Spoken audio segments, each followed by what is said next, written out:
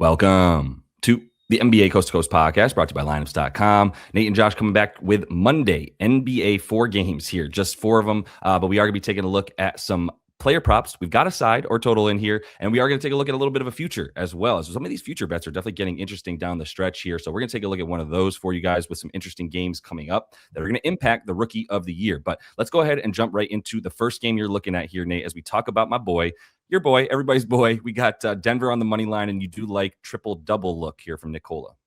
Yeah, I mean, Nuggets need a win big time. It's just kind of an interesting way to game the odds here. It's like, I mean, Nuggets are what, minus 650 on the money line. Jokic is minus 160 to get a triple-double, so they're heavily implied. And just put them together, and you're at even money here. I mean, triple-doubles are not that hard to come by for Jokic, as we know. We like the assists here, and that's usually the only thing you're worried about. But against the Jazz, like it's just such a cupcake matchup that he usually doesn't like score his 30 here. I mean, he could score 30 and still get the triple-double, of course, but he usually tries to get everybody else involved. I mean, the Jazz center rotation is such a joke right now with your boy Filipowski starting. He can do whatever he wants. Obviously, he had 14, 13 in just 29 minutes in a beatdown at the Jazz last meeting. And that's the thing. It's like when you have a double-digit spread, that's usually where the Joker puts up a triple-double in like some incredible low amount of minutes. Like it's like first half, he's pretty much there. The last 2 times he has done that against Memphis and Chicago. Recently, they've played in a lot of low spread games, a lot of close games that they lost, or, you know, that he's gone under in 4 of the last 6 in terms of not hitting it.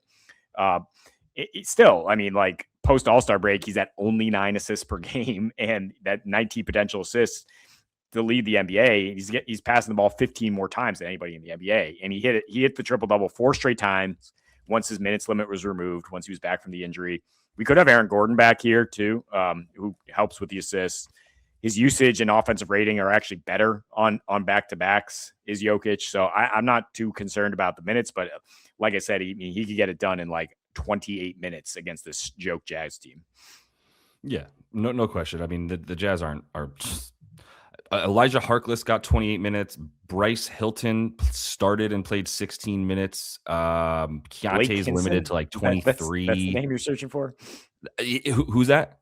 Blake Hinson, exactly. Oh, did I say Bryce? There you go. Okay, you get what I'm saying. So yeah, I'm just trying to point out how unserious the Jazz are at this point, and like I would be hesitant on anything Jokic if, to your point that you made to kick off the look, they did not need to freaking win so bad, man. It's bad out there, and their defense cannot hang with anybody. Hopefully, you can hang with this team, but I still don't like Filipowski on the boards, and I think we might get this up at like it might still be being bet up. Which I don't agree with. I understand that, like, if you're just surface level searching at flip without guys, then maybe you come up with something where it's like he's playing without Nurk, he's playing without Markkanen, he's playing without Kessler. Look at what he's done in the last 2 seasons. Don't do that. Do not do that. He is not going to get to 35, 36 minutes like he has in the past when he plays against those guys. For starters, the only guys touching 30 are Ace Bailey and Isaiah Collier, some combination of them with Ice Collier. So like those are the only 2 guys that I think have a legit future outside of like Keontae and Lowry. Like everybody else is playing for stuff, and Flip is not the center of the future for this team. I don't know where he falls. I think probably back up to Walker is what they'd love to have, is just like a guy that can stretch the floor off the bench, but they don't want him for 30 plus minutes at this point. He hasn't touched 30 except for once in the last 7 games, and he's just as likely to hit like 18 minutes in this one as he is to hit 30 if it gets out of control. The spread is high enough now that you should expect this game to eventually get out of control soon enough to get Flip off the floor, off the starting unit in general off the floor. So against the Nuggets, they're the hardest team to rebound against because they're not playing at a fast tempo. They're a top rebounding team, and they've also got the number 1 offense, so they don't miss very many shots, right? So there's just not a lot to like about boards for Flip in this one. If this gets a 9.5, like count me in again. I'll just keep coming back and buying more.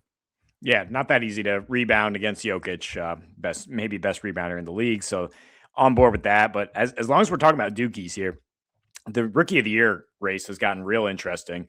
In terms of Kon Knueppel, now the favorite. Cooper Flag has flipped from like minus 600 to plus 120 at the All-Star break, spotted in a walking boot. Question is, will the Mavericks just shut Flag down? They play tomorrow is why, you might want to bet this today. Whether you feel it one way or the other. And Jason Kidd was pretty much like, nah, he ain't playing tomorrow, even though that's like the biggest game on the schedule for Coop in terms of like if he wants to win the Rookie of the Year is to perform well again against Kon. Kon lit them up.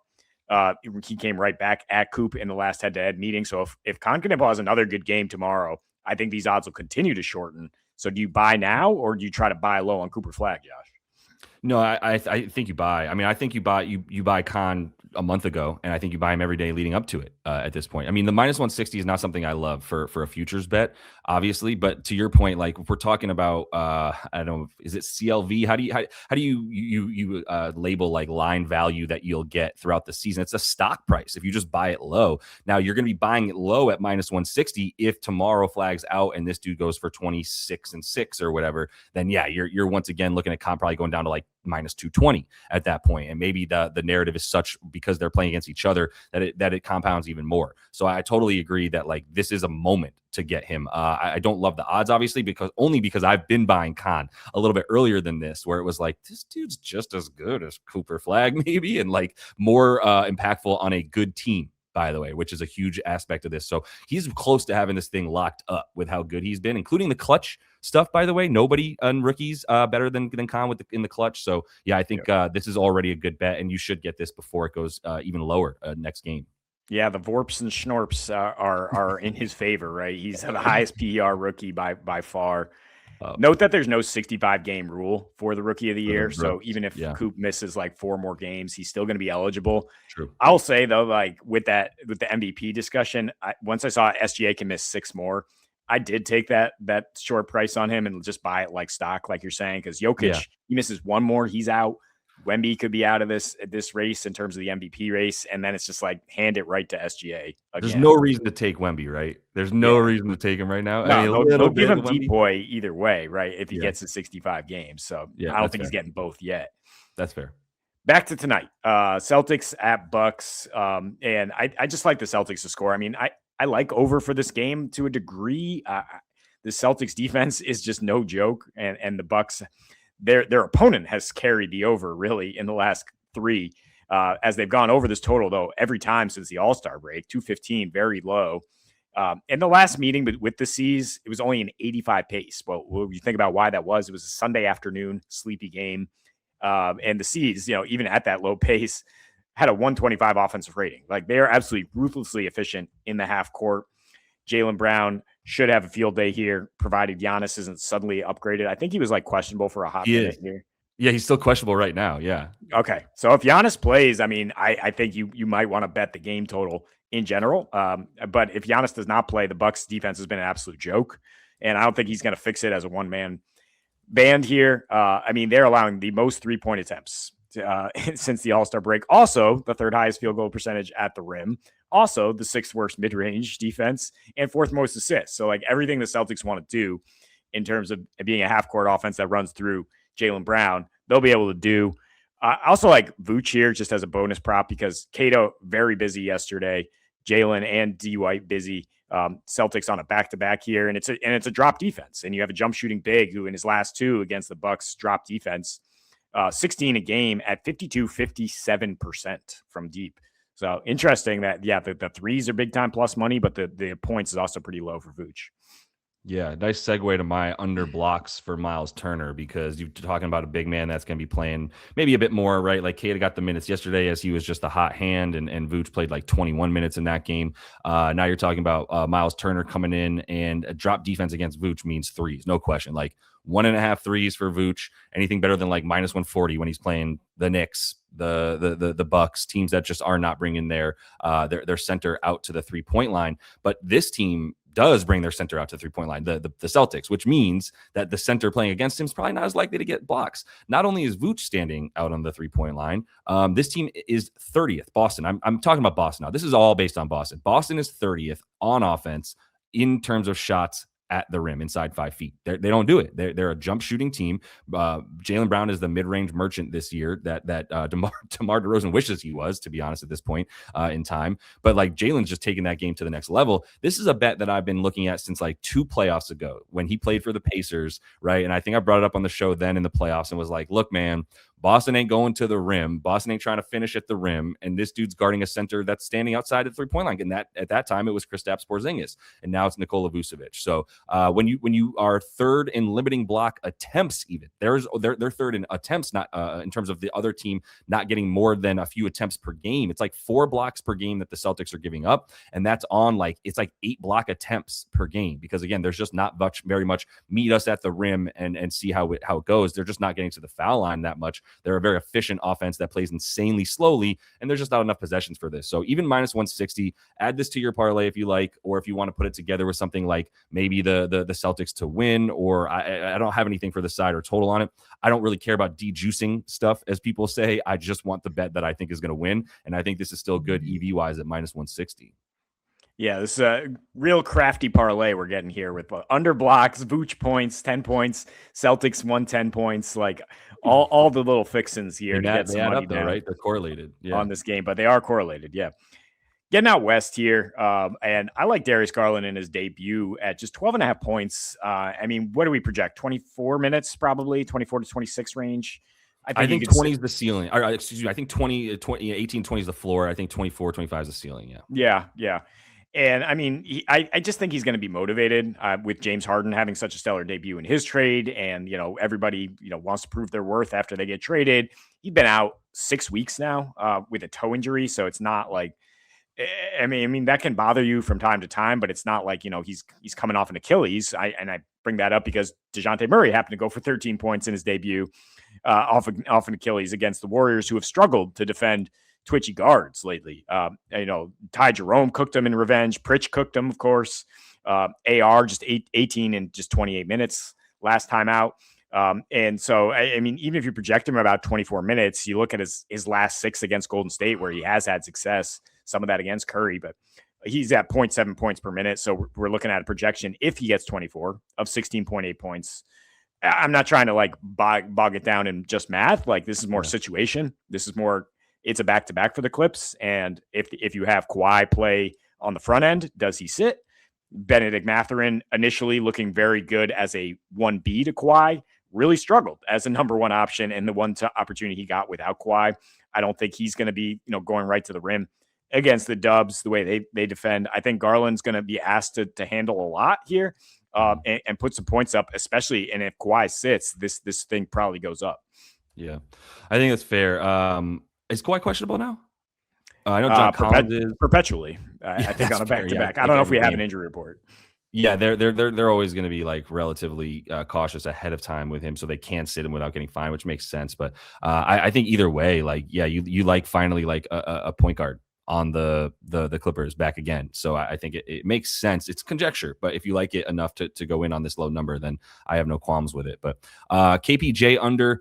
This might get to 17.5 before long, but I think 17.5 is about the projection for him. And I do think that in this matchup, we're seeing the Celtics play the opposite of the way they played last year. And the market's somewhat slow to catch up to that at times, where it's right now his assists were at 6.5. That's lower than it's been against other teams. And his points were too high at the open at 19.5. So I would still take the under on the 18.5 here for him. The C's are top 5 limiting pick and roll ball handler plays. They're back into the top 10 in ISO defense because they're not letting ISO ball happen, right? They're definitely letting the shooters get a bit more. I think that's also just a great way to play the Bucks right now. AJ Green and Gary Trent have been nothing from 3, just brutal. Maybe you give up a few AJ Green 3s, and that's about the extent of it. But that's the game plan for Joe Maz, is shut down the engine on the other team, and that's KPJ at this point. Guys like Ryan Rollins and AJ Green are guys that I would think would score before I would take KPJ. I'm also just never in a rush to take an over against the Celtics because they played a 93 freaking pace, man. They're the Miami Heat in 1997 with the pace they're playing, the level of defense. I mean, Joe Maz wishes Joe Maz is 1997. That he's emblematic of that year, right? And the way that basketball was played is just grind it out.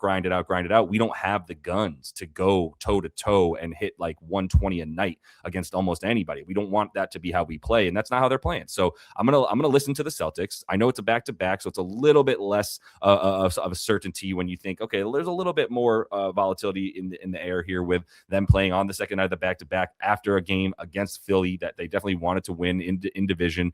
So we'll see if they are able to bring it as much in this one, but I still think the points under the assists either stay away or over is actually the play for Milwaukee's point guard here. Yeah, I was gonna say this is one of those negative correlation, parlays that where you could say he gets like 16 points, but eight, 9 dimes because the Celtics forcing the ball out of his hands, dealing with spot up shooters who have been struggling, and letting them fire away from KPJ. That's all under the assumption that Giannis does not play, right? And I mean, if Giannis is suddenly in and you have an under 18.5 for him, you're feeling great. You're like, okay. So I don't think there's really a wrong way to bet this as far as where the number opened up. Rockets are minus 15.5 in Washington, and we still like their core guys. Maybe not KD. I don't think he's going to be up to be like Washington revenge here tonight. But Tari Eason, just to get the peripheral stats, is where I look, and it's plus money. I mean, 7.5 rebounds on its own is a good core bet, and then maybe you put another half unit just on this. But I think, he could get 10 rebounds on his own. I think he's just getting more and more comfortable as a playmaker, as a connector. You see the ball get in the middle to him a lot, and he's making good decisions to cutters. He's finding Reed Shepherd, who's really hot. The Wizards obviously are a terrible three-point defense. They're a terrible fast break. They allow lots of transition opportunities, points off turnovers. Like you said, we don't need to go through all the stats with a tanking team that offers no resistance.